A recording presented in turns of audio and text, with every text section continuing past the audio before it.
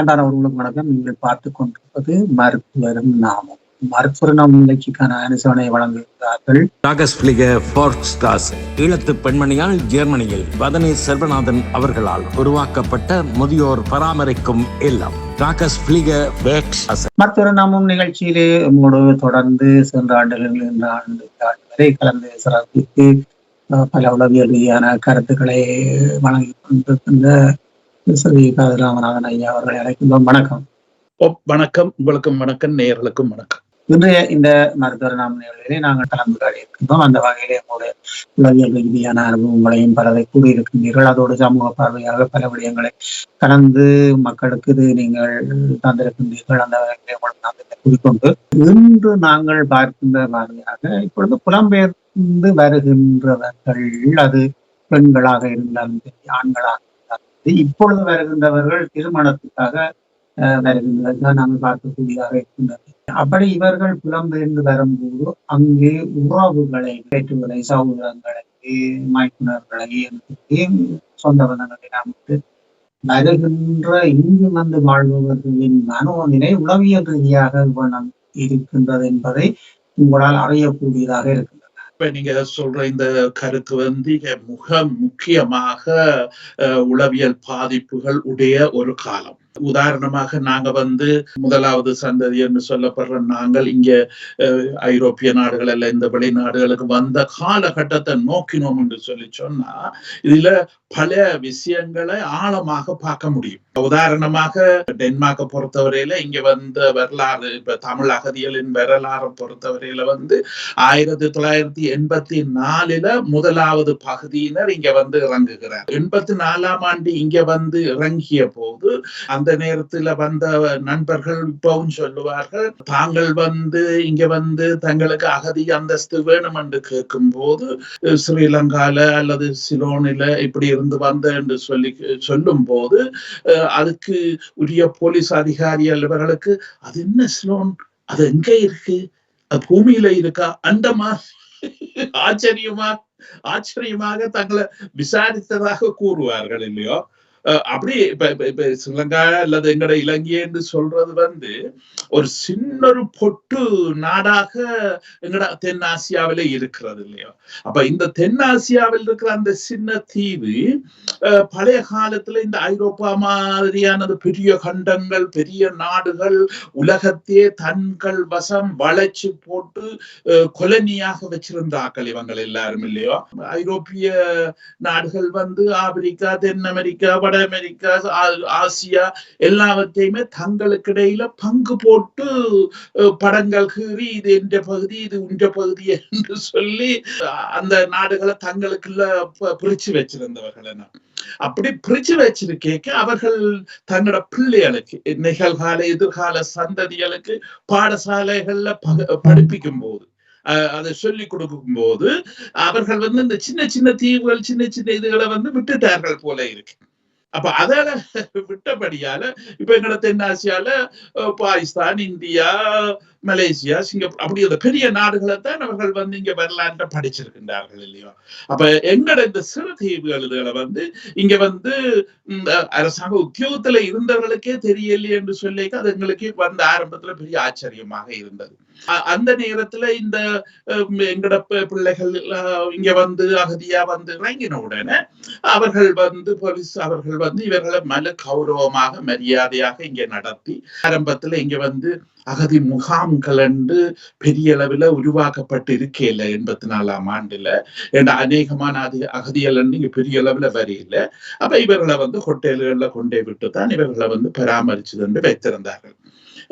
அப்ப அந்த நேரத்துல இப்ப இங்க உள்ள அரசாங்கத்துல கூட, டென்மார்க் அரசாங்கத்துல கூட, பாராளுமன்றத்துல கூட இருந்த மந்திரிமார் அல்லது பெரிய அகதிகளுக்கு பொறுப்பான இந்த ஆக்களுக்கும் கூட எங்கட இலங்கையில என்ன நடக்குது இலங்கையில என்ன பிரச்சனை, என்ன காரணத்தால இந்த மக்கள் வெளியேறுகிறார்கள் அல்ல வெளியேற்றப்படுகிறார்கள், இங்க வருகிறார்கள் என்ற விஷயங்களை அவர்களுக்கு தெரிஞ்சு கொள்றதுக்கு பெரிய கஷ்டமாக இருந்தது. அப்ப அந்த நேரத்துல எங்கட தமிழ் இங்க வந்திருந்தவர்கள் லண்டனுக்கு வந்த ஒரு தமிழரசு கட்சியை சேர்ந்த ஒரு பாராளுமன்ற உறுப்பினர், அந்த நேரத்துல பாராளுமன்ற உறுப்பினராக இருந்தவரை இங்க டென்மார்க் வரவழைத்து அவரை வச்சுதான் இங்க உள்ள பாராளுமன்றத்துக்கு எங்கட ஊர்ல என்ன பிரச்சனை இதுகளை பற்றிய தகுந்த ஒரு ஆதாரபூர்வமான விளக்கத்தை இங்கത്തെ அரசாங்கத்துக்கு கொடுத்தார்கள்.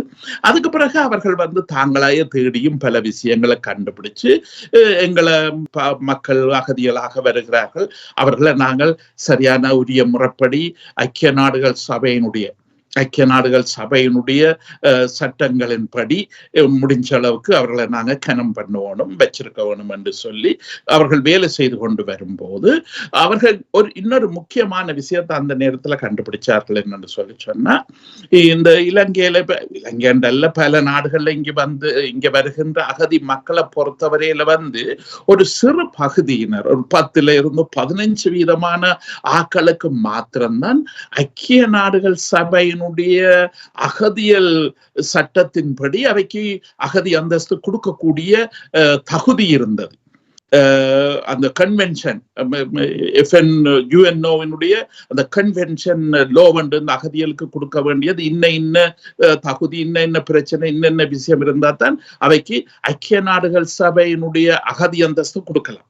அப்ப அவர்களுக்கு ஐக்கிய நாடுகள் சபையினுடைய பாஸ்போர்ட் அவர்களுக்கு கிடைக்கும். அப்ப அந்த ஐக்கிய நாடுகள் சபையுடைய பாஸ்போர்ட்டுகள் எடுக்கிறதுக்கு அதுக்குரிய எதிர்பார்ப்புகள் நிறைவேற்றப்படவும். ஆனா இப்ப இங்க அந்த நேரத்துல பல நாட்டு அகதிகள், நாங்க தமிழர்கள் கூட, அவர்களோட தமிழர்களும் கூட, இப்ப எங்கள்கிட்ட அந்த ஒரு சிறு பகுதியினர் தான் அந்த ஐக்கிய நாடுகள் சபையில உள்ள அகதி அந்தஸ்துக்குரிய தகமைகளை பெற்றிருந்தோம்.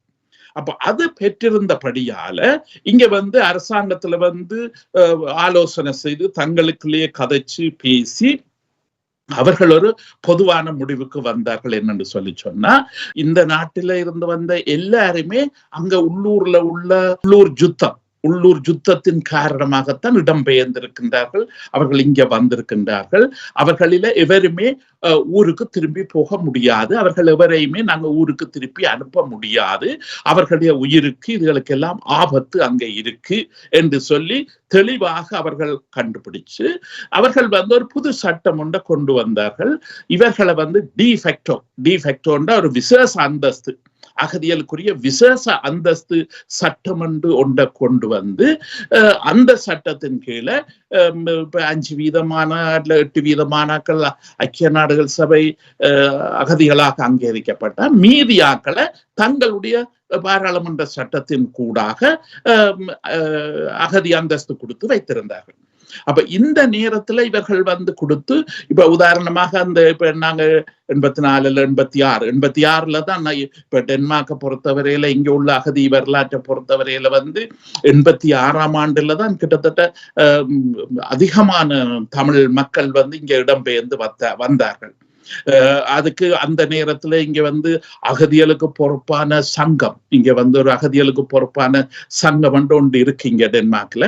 அவர்கள் அதில் ஆராய்வு செய்து ஏன் இந்த நேரத்துல இவர்கள் இவ்வளவு அதிகமாக இங்க வர்றார்கள், இதற்கு என்ன காரணம் என்று அவர்கள் ஆய்வு செய்து அவர்கள் கண்டுபிடித்து சொன்ன விஷயம், அதாவது பாராளுமன்றத்துக்கு இங்க உள்ள டேனிஷ் மக்களுக்கு அவர்கள் சொன்ன விஷயம் என்னன்னு சொன்னா, அங்க 86ஆம் ஆண்டுல சகோதர சண்டை நடக்கு. அதாவது இயக்கங்கள் ஒன்று தாங்கள் அடிபடுகினேன். அதுக்கு முதல்ல அவர்கள் எல்லாருமே ஒரு ஒற்றுமையாக இருந்து எல்லாரும் சேர்ந்து போராடித்தான் விடுதலை பெற வேணும் என்று செய்து கொண்டிருந்தவர்கள். ஆனா 86ஆம் ஆண்டுல அவர்களுக்கு இடையில சகோதர சண்டை நடக்கிறதுனால அங்க பல குழப்பங்கள் இருக்கு. அதனாலதான் இந்த காலகட்டத்துல இங்க அதிகமானவர்கள் இடம்பெயர்ந்தார்கள் என்று அவர்கள் பெரிய தங்களுடைய ஆய்வு கூடாக அதை எடுத்து இங்க சொல்லியிருந்தார். ஆனா இப்ப எங்களுக்கு எல்லாருக்குமே தெரியும் அது நாங்கள் அதுதான். ஆனா இங்க நாங்க சொல்றது இவர்கள் ஏற்க மாட்டார்கள் இல்லையோ. ஆனபடியினால அவர்கள் தங்களுடைய நிறுவனங்களை இதுகளுக்கு அனுப்பி அந்த நிறுவனங்கள் வந்து கண்டுபிடிச்சு சொன்னார்கள். சரி, இனி நாங்கள் எங்கட தலையங்கத்துக்கு வருவோம். இதுதான் எங்கட அகதி அந்தஸ்து ஆரம்ப காலகட்டம். அந்த காலகட்டத்துல இங்க வந்து நாங்கள் வந்து இப்ப உதாரணமாக அகதி முகாமில் எங்களை வந்து விட்ட போது அங்க வந்து எங்களுக்கு எல்லாருக்குமே அது உதாரணமாக ஆவணி புரட்டாசி மாதங்கள்ல இங்க வந்தவர்களுக்கு எல்லாருக்குமே பெரிய அதிர்ச்சி காத்திருந்தது இங்கத்தைய கிளைமேட், இங்கத்தைய காலநிலை. ஏன்னா நாங்க வந்து கண்ணாலே ஒரு காலமே இந்த சினோவண்ட இந்த பனி மழைய பனி இத கண்ணாலேயே பார்த்திருக்கவும் இல்லை, கண்டிருக்கவும் இல்லை. எங்களுக்கு எதுவுமே தெரியாது இல்லையா? அப்ப அந்த நேரங்கள்ல வந்து இங்க வந்து எங்களுக்கு வந்து பெரிய ஒரு அதிர்ச்சி, இப்படியான கிளைமேட் வந்து இப்படி காலநிலை வந்து இந்த மாதிரி இருக்கும், அது டென்மார்க்ல இப்படித்தான் இருக்கு என்று சொல்லி வந்து சொன்னார்கள். அப்ப அதுல வந்து இன்னும் ஒரு சிலர் வந்து அந்த நேரத்துல கன பகுதிகளை ஏற்படுத்தினார்கள். பகுதியல் முஸ்பாத்தியல் என்று சொல்லி அந்த நேரத்துல கன கதைகள் வந்து சொல்லி கொண்டிருந்தார்கள். இப்ப உதாரணமாக அதுல பெரிதும் பேசப்பட்ட கதை என்னன்னு சொல்லி சொன்னா, மக்களுக்கும் வந்து சிறுநீர் கழிக்க கூட முடியாது, சிறுநீர்கள் கூட இறுகிடும், சிறுநீர்கள் கூட சில வேளையில முறிச்சுத்தான் எடுக்க வேண்டி வரும். பகுதி அந்த நேரத்துல சொல்லப்பட்ட பகுதி இது பல பேருக்கு பெரிய ஆச்சரியத்தையும் கொடுத்தது, சில பேருக்கு வந்து ஒரு பெரிய பதட்டத்தையும் பயத்தையும் கொடுத்தது. இதுல வந்து என்னன்னு சொன்னா ஒரு வகையான இந்த காலநிலையால் ஏற்பட்ட ஒரு அதிர்ச்சி, இந்த காலநிலை அதிர்ச்சியாலையும் நாங்க வந்து ஆரம்பத்துல வந்து இந்த அகதி வந்து நாங்கள் வந்து பாதிக்கப்பட்டிருந்தோம். ஏன்னு சொன்னா இப்ப அந்த நேரத்துல நாங்கள் முதல் இங்க வந்து இறங்கின அகதி மக்கள். இப்ப எங்களுக்கு முன்னுக்கு இங்க வந்து தெரிஞ்ச நண்பர்களோ சொந்தங்களோ யாரும் இங்க இருந்ததாக இங்க வரலாறு இல்லை. அப்ப அப்படியான ஆக்கள் தொடர்பு இருந்ததுன்னு சொன்னா கதைகளை அவர்களுடைய அனுபவத்துக்கூடாக கேட்டு அறிஞ்சிருக்கலாம், தெரிஞ்சிருக்கலாம். ஆனா அதுக்குரிய வாய்ப்பு இல்லாதபடியினால இந்த வதந்தி பரப்புவோர்கள் வந்து அந்த நேரத்துல வந்து கொடி கட்டி பறந்தார்கள். அந்த நேரத்துல இன்னும் பல கதைகள் அந்த நேரத்துல கதைக்கப்பட்டது எனக்கு இன்னுமே ஞாபகங்கள் இருக்கு. இப்ப உதாரணமாக சாப்பாடுகள் எல்லாம் ரெட் கிராஸ், இந்த செஞ்சிலுவ சங்கத்தினர் தான் இந்த அகதி முகாமுக்கு பொறுப்பு. அவர்கள் தான் எங்களுக்கு சாப்பாட்டுல இருந்து அங்க மருத்துவ கண்காணிப்புல இருந்து எல்லாமே அந்த செஞ்சிலுவ சங்கம் தான் பொறுப்பு. அப்ப அவர்கள் வந்து இந்த மத்தியான சாப்பாடு எழுதலுக்கு எல்லாம் வந்து தாராளமான சாப்பாடு தருவார்கள், தாராளமான சாப்பாடு வைத்திருப்பார்கள் இல்லையோ? அப்ப அந்த நேரத்துல சில நாட்கள்ல வந்து குதிரை இறைச்சி செய்வார்கள். குதிரை இறைச்சியை வந்து அவர்கள் வந்து வடிவா பாட்டி கீட்டி வச்சிருப்பார்கள். ஆனா இவர்களை பொறுத்தவரையில வந்து அந்த முழுமையாக பொரிய பண்ணி முழுமையாக செய்து சாப்பிடுற வழக்கை வீட்ட வேலை குறைவில்லையோ? அந்த அரை அவியல் அரை பொரியல், ஆனா சத்தம் வந்து அங்க கசிஞ்சு கொண்டு இருக்கும். நடுவேல் எல்லாம் அது வெட்டேக்க கசிஞ்சு கொண்டு இருக்கும், மெல்லிசா கசிஞ்சு கொண்டு இருக்கும் இல்லையோ? இப்ப இந்த விஷயங்கள் சாப்பாட்டுக்கு போன இடத்துல சந்திச்சு பார்த்த போது பல பேருக்கு சாப்பிடவே முடியல. எங்களுக்கு இந்த சாப்பாடே வேண்டாம் என்று சொல்லி அந்த இறைச்சி வகைகள் எல்லாத்தையும் தவிர்த்தி அங்க உள்ள காய்கறிகளோ அல்ல வேற பழங்களோ பானுகளோ அதுல மாத்திரம் தான் சாப்பிட்டு கொண்டு வந்தார்கள். ஆனா இப்ப இந்த நேரங்கள்ல வந்து ஒரு சின்ன பகுதி பெண்களும் ஆண்களோட சேர்ந்து வந்திருந்தார்கள். முக்கியமா 3% ஆண்கள் தான் அந்த நேரத்துல வந்திருந்தார்கள். ஆனா ஒரு சில 3 பகுதியினர் வந்து குடும்பமாகவே வந்திருந்தார்கள். அப்ப அந்த குடும்பமாக வந்திருந்த அந்த பெண்கள்ல வந்து சில பேர் வந்து நாங்க வந்து இந்த அகதி முகாமில இருந்து ஒரு 2, 3, 4 மாதம் போக போக கொஞ்சம் பேராக அந்த அயல் நகரங்கள் ஊர்களுக்கு போய் பார்த்து கொண்டு வர்ற ஒரு பண்பு உருவானது.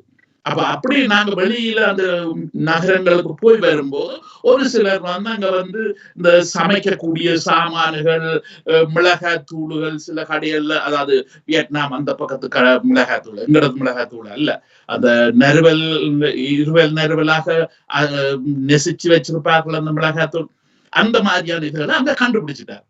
அப்ப அவர்கள் என்ன செய்தார்கள் என்று சொன்னா அதுகளை வந்து வாங்கி கொண்டு வந்து இந்த இங்கே பரிமாறுற இந்த இறைச்சிகளை வந்து கடத்தி கொண்டு அந்த சாப்பிடுற இடத்துல இருந்து கடத்தி வெளியே கொண்டு வந்து இப்ப நாங்க வந்து இருந்த முகாம்கள்ல எங்களை அறையில விட்டு போது எங்களுக்கு ஒவ்வொரு 5-6 அறைக்கு ஒரு கிச்சன் மாதிரி ஒரு கிச்சன் ஒன்று தந்திருந்தவர்கள். நாங்க இரவு நேரங்கள்ல தேத்தண்ணி போட்டு குடிக்கலாம் அல்லது ஏதாவது சாப்பாடு செய்யறேன்டா சாப்பாடு செய்து சாப்பிடலாம் அப்படி என்று ஒரு வசதி ஒன்று வச்சிருந்தோம். அந்த இடங்கள்ல வந்து இந்த இறைச்சியை கொண்டு வந்து அந்த பெண்கள் அல்லது ஆண்கள் இவர்கள் எல்லாம் வந்து அதெல்லாம் வெட்டி இந்த மிளகாத்தூள் போட்டு உப்புகள் போட்டு ஒரு குழம்பு மாதிரி வச்சு இது வந்து பெரிய அட்டகாசமாக அந்த நேரத்துல வரவேற்கப்பட்டு சாப்பிடப்பட்டு கொண்டு இருந்தது.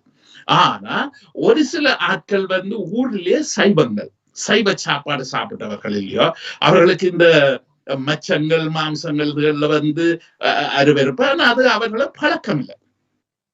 அப்போ அந்த மாதிரியான ஆக்கள் இங்க வந்து இப்ப நாங்க பகல் நேரத்துல ஓய்வு நேரங்கள் அங்க வெளியில இருந்து கதைக்கும் போது பேசும்போது சில பேர் வந்து சொல்லுவார்கள், நான் ராத்திரி இப்ப நல்லொரு கனவு ஒன்று கண்டனான்.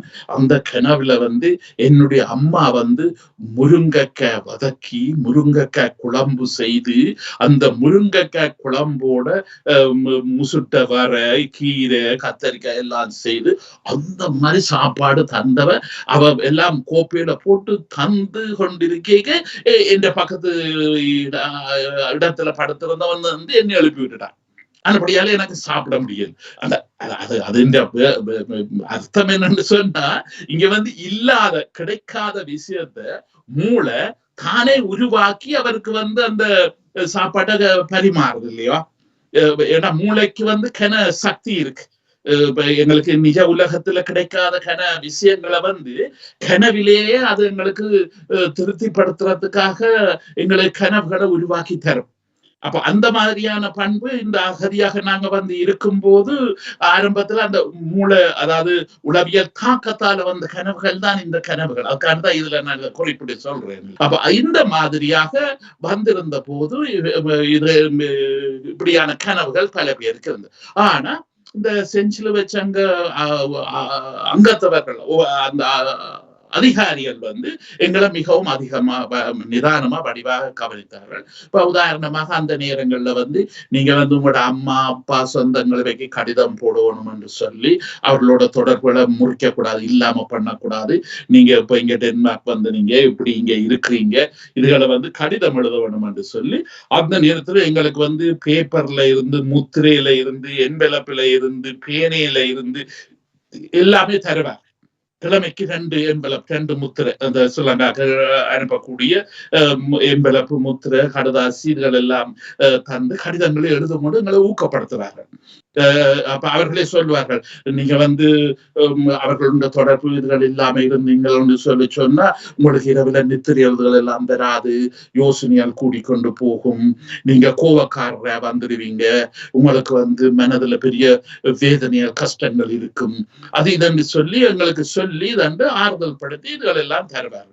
இப்ப அது மாதிரி இப்ப இன்னும் சில உதவிகளும் அவர்கள் அந்த நேரத்துல செய்தவர்கள். இப்ப நாங்கள் ஊர்ல இருந்து இங்க ஏஜென்சிகள் கூடாக அதாவது எங்களோட முகவர்களுக்கு கூடாக வரும்போது ஒரு சின்ன பயண பேக்குக்குள்ளதான் 2 ஷர்ட் ஒரு காய்ச்சட்டு ஒரு சாரம் ஒரு பெனியன் 2 சாக்ஸ் வச்சு இவ்வளவு கொண்டு வந்து நாங்க அந்த நேரத்துல இல்லையா ஒரு சின்ன பயண பேக்குக்குள்ளதான் எங்களோட கொண்டு வந்த சாமான் இருந்ததுன்னு.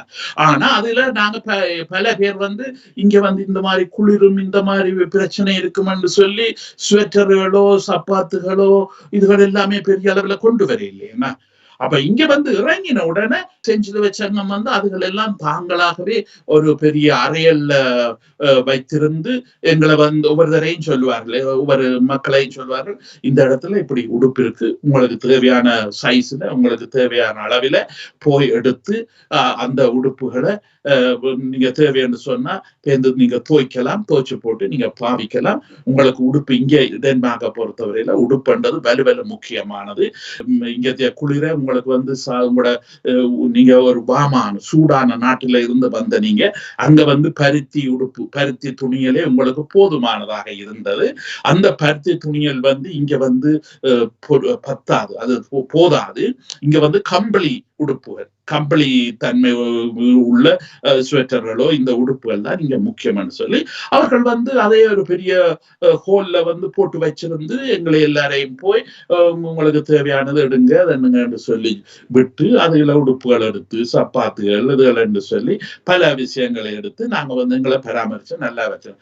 இதே மாதிரி அந்த நேரத்துல வந்து இப்ப ஊர்ல வந்து இப்ப சிகரெட்டுகள் புகைத்து சிகரெட்டுக்கு பழக்கமாகி இருந்த பல பேர் இருந்தவர்கள் இல்லையோ, நாங்க வரும்போது எங்களுடைய சேர்ந்திருந்தவர்கள் இல்லையோ, அவர்களை கூட வலு நிதானமாக கவனமாக கவனித்தார்கள் இல்லையோ, அவர்களுக்கு கூட கிழமைக்கு 2 பேக்கெட் சிகரெட் வந்து இலவசமா இப்ப நாங்க வந்து பதியேக்க போலீஸ்ல விசாரணையில நாங்க பதிஞ்சு இப்படி என்னுடைய பழக்க வழக்கம் என்ன இதன்னு சொல்லி எழுதி பதிஞ்சு கொடுக்கும் போது அந்த பதிவை வச்சுக்கொண்டு இங்க உள்ளுக்கு வந்து அதிகாரிகள் எங்களுக்கு வந்து 2 சிகரெட் பேக்கெட்டுகள் என்று சொல்லி இப்படி பல விதத்துல எங்களை வந்து நிதானமா மனித தன்மையோட இங்க வந்து இன்முகத்தோட வரவேற்று எங்களை வந்து வைத்திருந்தார்.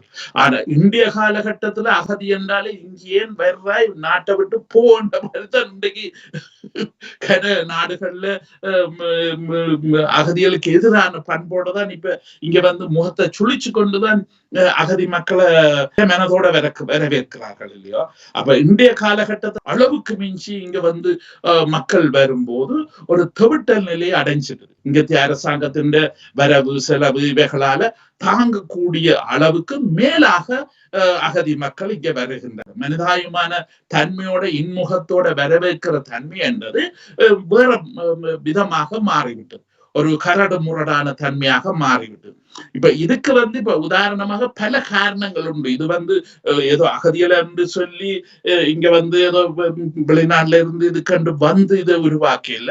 இந்த ஐரோப்பாவில உள்ள அயல் நாடுகள்ல சண்டை உருவாயிட்டு அயல் எல்லையில வந்து இப்ப உதாரணமாக பொஸ்னியா என்று சொல்லப்படுகின்ற செர்பியா என்று சொல்லப்படுகின்ற பழைய யூகோஸ்லோவேகியா நாடு வந்து ஒரு நாடா இருந்தது. இப்ப இந்த 12-13 நாளா அது பிரிஞ்சு போச்சு இல்லையோ.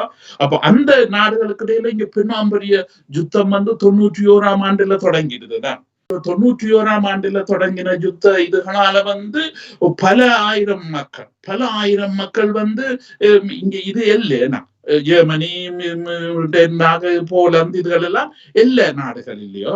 அப்ப இந்த எல்லா நாடுகளுக்கு வந்துட்டார்கள்.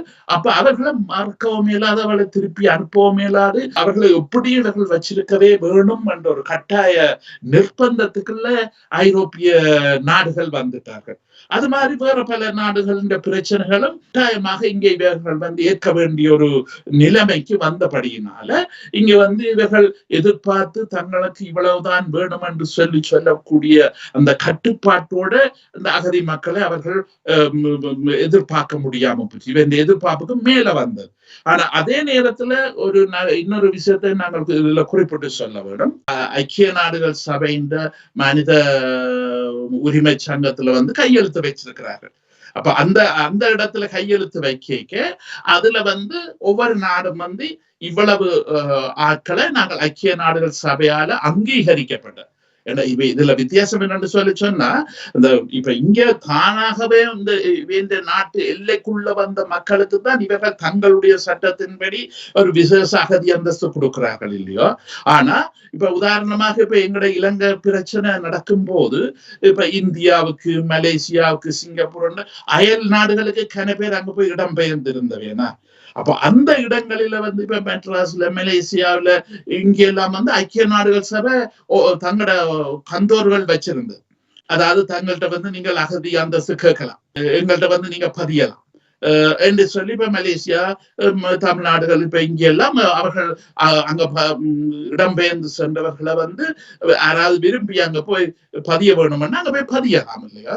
அப்ப அப்படி பதிவு செய்து அவர்களும் அங்க வந்து ஆராய்ச்சி செய்வார்கள். இவர்களுக்கு வந்து உண்மையிலேயே அகதி அந்தஸ்து வேணுமா, இவர்களுக்கு உண்மையிலேயே உயிருக்கு ஆபத்து, இவற்ற குடும்பத்துக்கு உயிருக்கு ஆபத்து, அப்படியான பிரச்சனை இவருக்கு ஊர்ல இருக்குதா இல்லையா என்று வடிவ ஆராய்ந்து அதுல அவர்களும் சில அகதி அந்தஸ்து சில பேருக்கு அங்கேயே கொடுப்பார்கள்.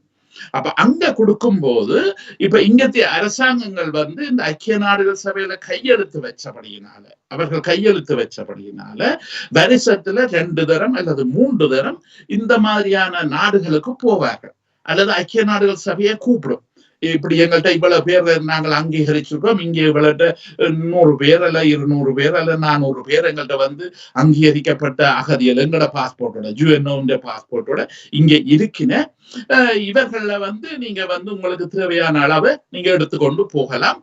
நீங்க வந்து இங்க வந்து அதை பார்த்து உங்களுக்கு தேவையான ஆக்களை உங்களோட எதிர்பார்க்கத்தக்க மாதிரி கதைச்சு பேசி கூட்டிக் கொண்டு போங்க என்று சொல்லி கூப்பிடுவார்.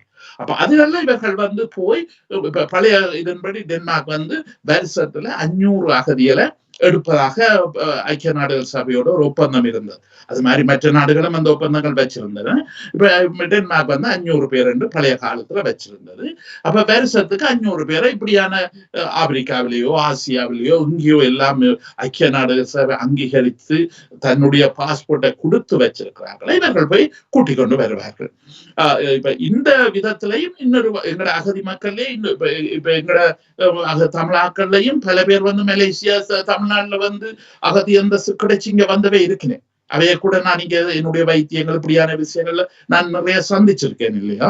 அப்ப அந்த மாதிரியான அகதி முகாமுக்கு இங்க வந்த விசேஷமான அகதி மக்கள் ஐக்கிய நாடுகள் சபையால அங்கீகரிக்கப்பட்ட மக்களும் இங்க வந்து இருக்கிறேன். ஆனா இப்ப இவர்கள் எல்லாருக்கும் வந்து இருந்த பிரச்சனை என்னன்னு சொன்னா, இப்ப நாங்கள் வந்து ஊர்ல வந்து சொந்த பந்தம் என்று சொல்லி எங்களுக்கு அயலவை முழுக்க எங்கட ஒரு வேலை பின்னல்ல இருந்தன. அவர்களோட சேர்ந்துதான் எங்களோட வாழ்க்கையில் நடந்தது. அது சின்ன கொண்டாட்டமா இருந்தான்னு பெரிய கொண்டாட்டமா இருந்தான்னு கவலைக்குரிய விஷயமா இருந்தா என்ன எல்லா இடத்துலயும் நாங்க சொந்த பந்தம் என்று சொல்லி சேர்றது இயற்கையா வளமையா இருந்தது இல்லையோ. ஆனா இங்க அகதி என்று சொல்லி வரும்போது இவர்கள் ஒவ்வொருத்தருமே தனித்தனி மனிதர்களாக வேரோட பிடுங்கி எறியப்பட்ட ஆக்கள் என்று சொல்லலாம். இப்படித்தான் நாங்கள் வந்து எங்களோட உளவியல் ஆய்வில உளவியல் சிந்தனையில இந்த அகதி மக்களை இப்படித்தான் நாங்கள் வந்து விளங்கிக் கொள்வது. இவர்கள் வந்து தங்களோட சொந்த நாட்டில முழு வேர் விட்டு பெரிய சோழியாக சொந்தங்கள் பந்தங்களோட அந்த மாதிரி சந்தோஷமாக வாழ்ந்த மக்கள் அந்த உள்ளூர்ல உள்ள சண்டைகள் இந்த பிரச்சனைகளினால சில இடத்துல பெற்றோர்களே நீங்க வந்து இங்க இருக்கிறது உங்களோட உயிருக்கு ஆபத்து, நீங்கள் இங்க இருந்தால் எங்கட தமிழ் மரபில வந்து பரம்பரை வந்து தொடர்ந்து வாழ வேணும் இல்லையா. அவர்களுக்கு பிள்ளைகள் வந்து சந்ததி பேரோட இருக்கிறதுக்கு வந்து பிள்ளைகள் வந்து பாதுகாப்பா ஒரு பகுதியா எல்லாரும் இல்லாட்டாலும் ஒரு பகுதியாவது பாதுகாக்கப்பட வேணும். அப்ப இந்த இடத்துல இந்த மக்கள் வந்து பெற்றோர்களை சேர்ந்து அனுப்பினர். ஆனா இங்க வந்த பிறகு எல்லோருமே அந்த பெரிய விருட்சம் ஒரு பெரிய விருட்சமான குடும்ப வாழ்க்கை நிலையில இருந்து தனித்தனி மனிதர்களாக இங்க ஆரம்பத்திலே உள்ள பெரிய செயல்பாடு நடந்த விஷயம் என்னன்னு சொன்னா அதை குறிப்பாக சொல்ல போனால், அதாவது எங்களை வந்து ஒரு புது மண்ணில கொண்டு வந்து நாத்து நட்டது. ஒரு இடத்துல வந்து நெல்லை பிடுங்கி இன்னொரு இடத்துல கொண்டு போய் நாங்க நடுகிறோம். அந்த இடத்துல அந்த நெல்லு வளர்ந்து பேருந்து எங்களுக்கு நல்ல அரிசி தருமன்னு சொல்லி. அப்போ அது மாதிரி எங்களுடைய ஆரம்ப வாழ்க்கை சுருக்கமாக சொன்னால் ஊர்ல இருந்து பிடுங்கி எறியப்பட்டு அந்த எறிந்த சின்ன அரைகுறை வேர்கள் முக்காவாசி வேர்களோட இங்க வந்து இந்த புது நாட்டுல நாங்க வந்து பதியன்களாக இங்க வந்து பதியப்பட்டு இங்க வந்து நாங்க வந்து பேர்ந்து பெரிய விருட்சங்களாக மரங்களாக இன்றைக்கு வந்திருக்கோம். ஆறுதலாக கதைக்கலாம். இதுதான் ஆரம்ப எங்களுடைய வரலாற்றினுடைய முக்கியமான பகுதி. இரண்டாவது தொடராக நாங்கள் முன்னோக்கி சென்ற தலையங்கத்தினூடாக இந்த பதிவுகளோடு இரண்டாவது பதிவில் நாங்கள் மற்ற விடயங்களை பேசிக்கொள்வோம். நல்லது. சிறப்பாக நீங்கள் இன்று புலம்பெயர்ந்து மந்தத்தை பாடோடு உலகியல் ரீதியான விடயங்களை பார்த்திருந்தோம். இதன் இரண்டாவது தொடர்ச்சியை அடுத்த வாரம் நாங்கள் பதிவாக்கிக் கொள்வோம் என்பதை கூறிக்கொண்டு இன்று நீங்கள் எங்களோட நன்றிகளை கூறிக்கொள்வோம். எல்லோருக்கும் வணக்கம். சென்ற ஆண்டிலிருந்து இன்று ஆண்டு வரை உண்மையிலேயே பல விடயங்களை உலகியல் ரீதியாக எங்களோட பகிர்ந்து சிறப்பித்துக் கொண்டிருக்கின்றார் ஸ்ரீ ராமநாதன் ஐயா அவர்கள் டென்மார்க்கிலிருந்து. இதற்கான உண்மை ஒளிப்பதிவையும் எங்களுக்கு கிடைத்து தந்த இணைப்பையும் ஒரு பயந்து கொண்டவர் சத்னம் ஐயா அவர்கள், அத்தோடு என்னுடைய மகள் ஒளிப்பதிவுகளில் பணியாற்றியதற்கு நன்றிகளை குறிக்கொண்டு அடுத்த மருத்துவர் நாம் நிகழ்வு இணைந்து கொள்வோம். இந்த மருத்துவ நிகழ்வுக்கான ஆலோசனை வழங்கியவர்கள் டாகஸ்பிளிகர் ஃபோர்ஸ்ட்ராசே ஈழத்து பெண்மணியால் ஜெர்மனியில் வதனி செல்வநாதன் அவர்களால் உருவாக்கப்பட்ட முதியோர் பராமரிக்கும் இல்லம். டாகஸ்பிளிகர் ஃபோர்ஸ்ட்ராசே. நல்லது உறவுகளை, இதுவரை நீங்கள் பார்த்தது மருத்துவர் நாம் நிகழ்விலே அடுத்த மருத்துவர் நாம் நிகழ்விலே இதன் தொடரை நீங்கள் பார்க்க முடியும் என கூறிக்கொண்டு மீண்டும் சந்திப்போம். நன்றி, வணக்கம். டாகஸ்பிளிகர் ஃபோர்ஸ்ட்ராசே ஈழத்து பெண்மணியால் ஜெர்மனியில் வதனி செல்வநாதன் அவர்களால் உருவாக்கப்பட்ட முதியோர் பராமரிக்கும் இல்லம். டாகஸ்பிளிகர் ஃபோர்ஸ்ட்ராசே 1000க்கு மேற்பட்டவர்கள் பராமரிக்கப்பட்டு வருகின்றனர். இல்லத்தில் தங்கி வாழ்வோர் வீடு சென்று அழைத்து வந்து நாளாந்த பராமரிப்பு, மருத்துவ உதவி, உடல் பயிற்சி, சிறந்த உணவு வழங்கல், விளையாட்டு பொழுதுபோக்கு அம்சங்கள், சுற்றுலா அழைத்து செல்லல், இன்னும் பல உதவி சேவையுடன் மிளிர்ந்து நிற்கும் டாகஸ்பிளிகர் ஃபோர்ஸ்ட்ராசே முதியோர் பராமரிக்கும் இல்லம். இங்கு வந்தவர்கள் தங்கள் இல்லங்களில் வாழ்வது போல் வாழ்வது இவர்கள் முகமலர்வில் தெரிகின்றது. தொடர்புகளுக்கு K. Vathani Selvanathan, Linden Strasse 16A 68 623 ஹாஃப்ஹாய். தொலை தொடர்புகளுக்கு 0049 6241 3099 கை தொலைபேசி 0049 162 205 1624. முதியோர் பராமரிப்புக்கு டாகஸ்பிளிகர் ஃபோர்ஸ்ட்ராசே. இது ஒரு ஈழத்தமிழ் பெண்ணின் சாதனை. முதியோர் பராமரிக்கும் இல்லம்.